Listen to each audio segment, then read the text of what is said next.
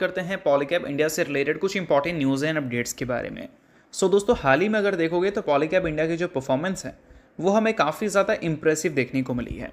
अगर 52 week high से देखोगे तो कंपनी के करंट प्राइस में कुछ खास आपको गैप देखने को नहीं मिलेगा। 0.89%, यानी कि बोल सकते हैं कि कंपनी अपने 52 वीक हाई के आसपास ही आपको ट्रेड करती हुई दिख रही है।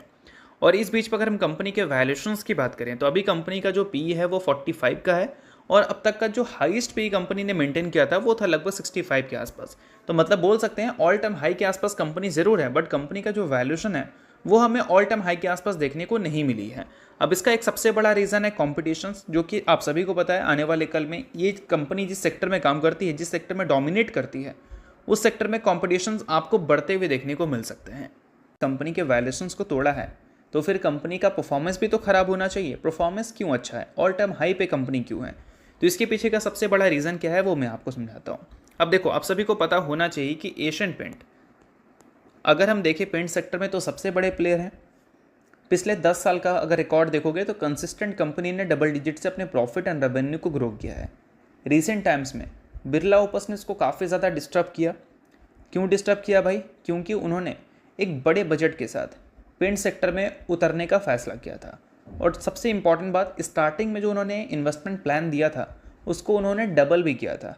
इसी वजह से उतरते साथ काफ़ी ज़्यादा सक्सेसफुल रहती हुई दिखी थी और बड़ा ग्रुप भी है, इस वजह से पैसे भी उनके ज़्यादा लगे थे इस सेक्टर में एक मार्केट को गेन करने के लिए।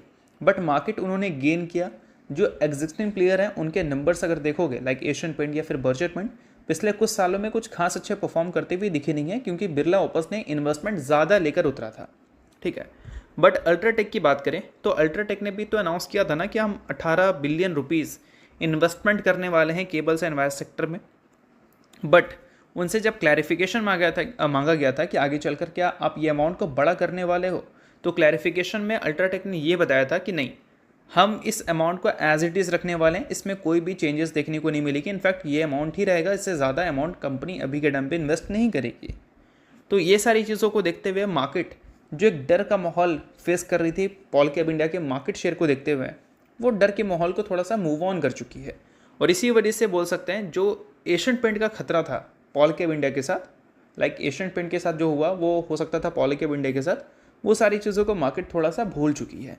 और इसी वजह से लगातार पॉलीकैब इंडिया के नंबर्स भी जो अच्छे आ रहे हैं उसका इम्पैक्ट भी हमें इनके परफॉर्मेंस भी दिख रही है। बाकी इन सारी चीज़ों के